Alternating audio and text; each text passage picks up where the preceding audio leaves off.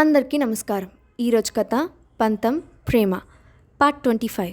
ఇక స్టోరీలోకి వెళ్తే, భాను ఏదో అనబోయేంతలో విక్రమ్ ముందుకు వచ్చి భాను భుజం చుట్టూ చేయివేసి ఎస్ ఐ గాట్ హర్ అని, Bhanu he's my brother Vijayavardhan అని చెప్పాడు విక్రమ్.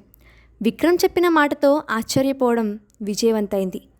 బనీ ఐఎమ్ యువర్ బిగ్ బ్రదర్ అంటూ విజయ్ ఇంకా మాట్లాడబోతుండగా అడ్డుపడిన విక్రమ్ భానుని అక్కడి నుండి పంపించి వేసి విజయ్ను స్టడీ రూమ్లోకి తీసుకొని వెళ్ళాడు. విక్రమ్ ప్రవర్తన భానుకి కాస్త వింతగా అనిపించింది. కానీ ఏమీ మాట్లాడకుండా మౌనంగా అక్కడి నుండి వాళ్ళ బెడ్రూమ్లోకి వెళ్ళిపోయింది భాను. స్టడీ రూమ్లోకి వెళ్ళిన తర్వాత విక్రమ్ విజయ్ వైపు సూటిగా చూస్తూ ఎందుకు వచ్చావు అని కోల్డ్ వాయిస్తో అడిగిన విక్రమ్ వైపు విజయ్ అనుమానంగా చూస్తూ అది తర్వాత మాట్లాడుకుందాం, ముందు ఇక్కడ ఏం జరుగుతుంది అది చెప్పు అని అన్నాడు. విశాఖపట్నంలో సమయం 7 గంటలు అవుతుండగా విశ్వనాథ్ ఇంటికి వచ్చారు విశ్వనాథ్ బిజినెస్ పార్ట్నర్స్ అయిన గోవింద్ అండ్ అతని భార్య సుకన్య, కొడుకు వంశీ. డిన్నర్ అయిన తర్వాత అందరూ కూర్చొని మాట్లాడుకుంటున్న సమయంలో గోవింద్ మాట్లాడుతూ, ముకుంద్ అబ్రాడ్ నుండి రావడానికి ఇంకా 2 నెలల సమయం పడుతుంది. వాడు రాగానే అనుపమ ముకుంద్ల పెళ్లి జరిపించేద్దాం అని అన్నాడు గోవింద్. విశ్వనాథ్ పక్కన అనుపమ చాలా ఇబ్బందిగా కూర్చొని ఉంది. ఆమెకు ఎదురుగా ఉన్న వ్యక్తి ఆమెను చూపులతోనే తడిమేస్తున్నట్టుగా చూస్తుండటంతో అసౌకర్యంగా అనిపించి అక్కడి నుంచి లాన్లోకి వెళ్ళింది అనుపమ. అక్కడ ఉన్న ఊయల స్టాండ్ కానుకొని శూన్యంలో చూస్తూ ఆలోచిస్తూ ఉంది అనుపమ.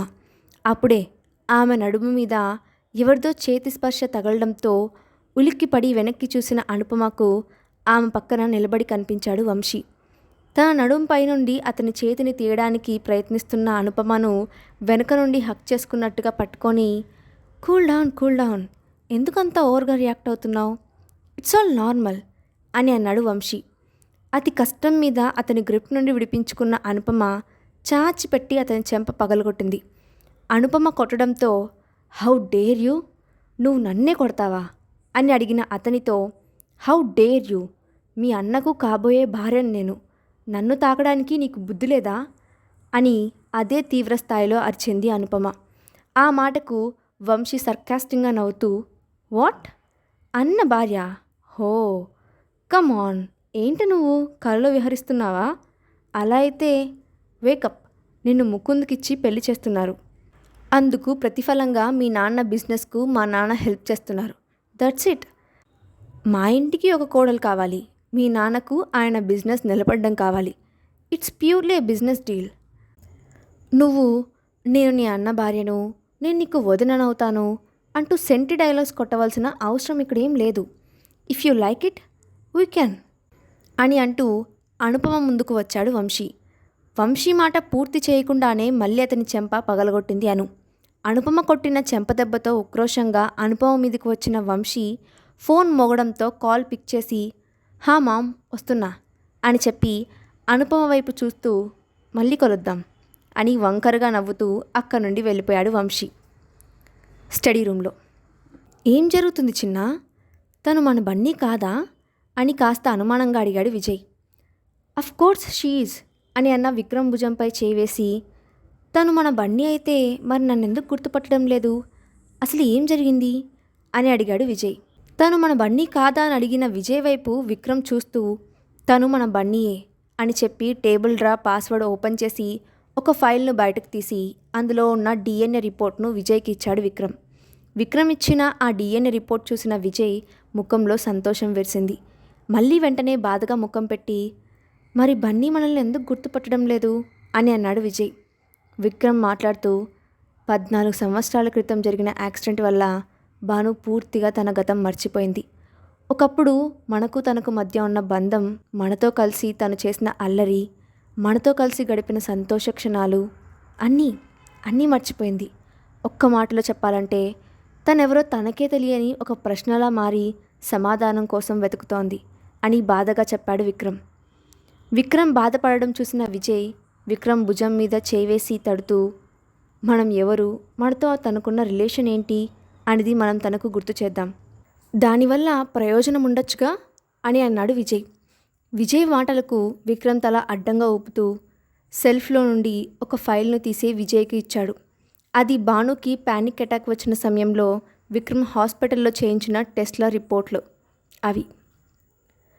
బెడ్రూమ్లో ఫ్రెష్ అయ్యి వర్క్ చేసుకోవడానికి ల్యాప్టాప్ తీసుకొని ముందు పెట్టుకొని కూర్చున్న భానుకి విజయ్ బిగ్ బ్రదర్ అని చెప్పిన విషయం గుర్తుకు రావడంతో భానుకి ఆ పిలుపు చాలా ఫెమిలియర్గా అనిపించడం వల్ల తను ఇంతకుముందు ఆ మాట ఎక్కడ విన్నదో గుర్తు చేసుకోవడానికి ప్రయత్నిస్తుంది భాను.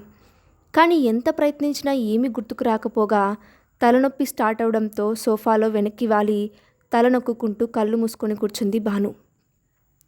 స్టడీ రూమ్లో విక్రమ్ విజయ్కు ఫైల్ ఇచ్చిన తర్వాత భాను పరిస్థితిని వివరిస్తూ, లేదు, ఆ యాక్సిడెంట్లో బన్నీ సర్వైవ్ అవ్వడమే ఒక మిరాకిల్.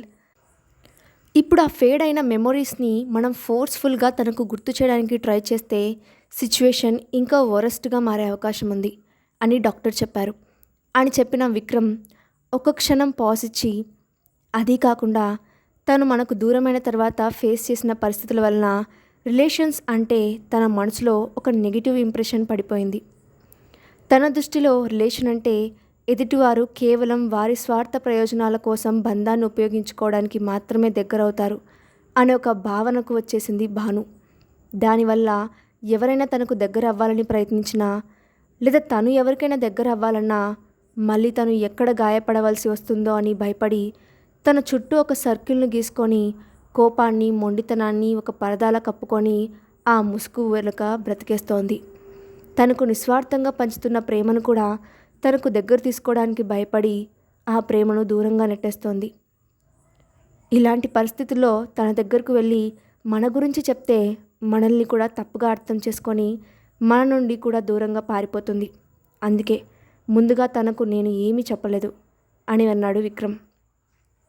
విక్రమ్ చెప్పింది విన్న విజయ్ భాను ఉన్న పరిస్థితి గురించి తలుచుకొని బాధపడుతూ, మరి ఇక ఎప్పటికీ ఆ క్యూట్ లిటిల్ ట్రబుల్ మేకర్కి మనం పరాయి వాళ్ళల్లా దూరంగా ఉండిపోవాల్సిందేనా అని బాధగా అన్నాడు విజయ్.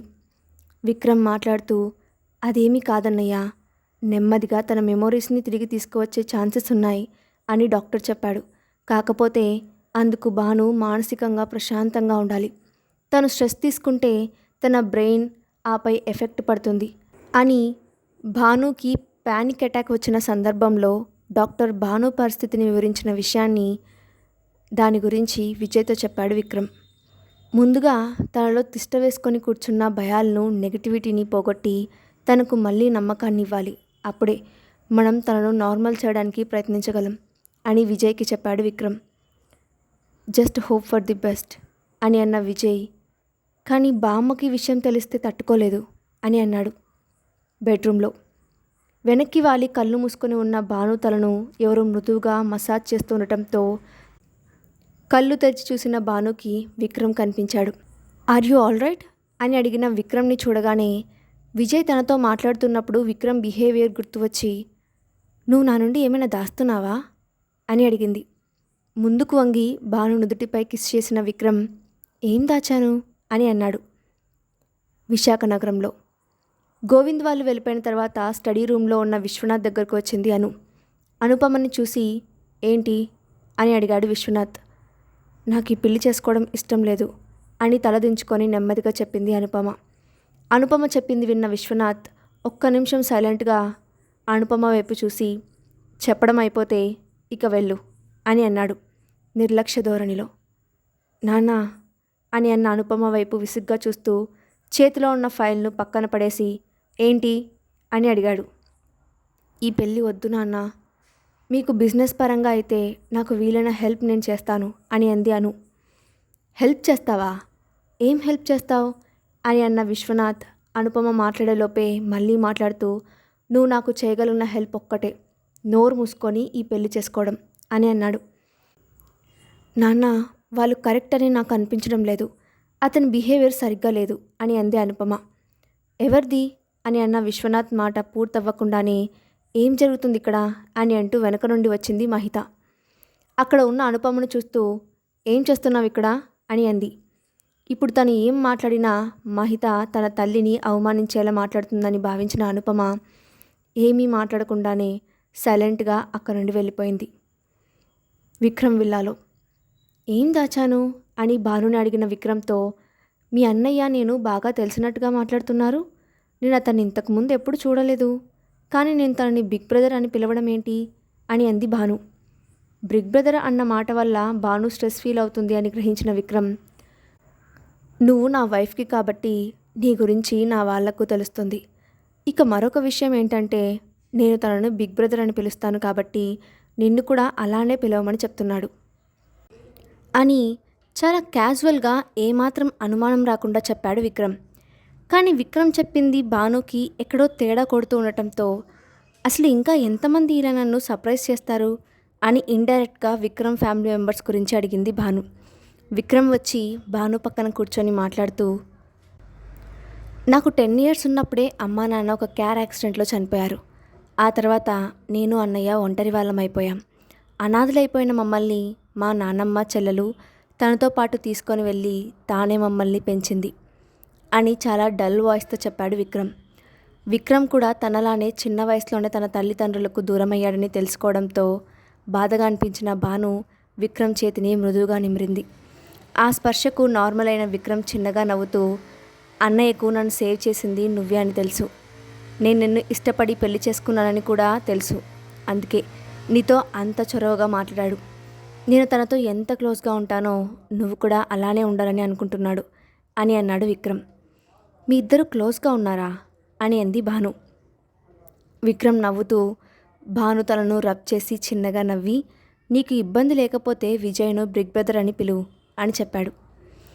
చిన్నగా నవ్వుతూ సరే అన్నట్టుగా తల ఊపింది భాను. పద డిన్నర్ చేద్దాం అంటూ భానుని కిందకి తీసుకువెళ్ళాడు విక్రమ్. బొంబాయిలో ధర్మా మ్యాన్షన్ బయట గార్డెన్లో కూర్చొని వర్క్ చేసుకుంటున్నాడు మాహిర్. అప్పుడే అక్కడికి వచ్చిన మాహిర్ అసిస్టెంట్, సార్ మీరు అడిగిన అనుపమ మేడం గారి డీటెయిల్స్ అని చెప్పి ఒక ఫైల్ను మాహిర్కు ఇచ్చాడు. ఆ ఫైల్ తీసుకున్న మాహిర్, నువ్వు వెళ్ళు అని అతన్ని అక్కడి నుండి పంపించి వేశాడు. తర్వాత ఏం జరిగిందో నెక్స్ట్ పార్ట్లో చూద్దాం. ఈ స్టోరీ అప్డేట్ ఎలా ఉందో కింద కామెంట్ బాక్స్లో మీ ఒపీనియన్ని షేర్ చేయండి. Thanks for watching.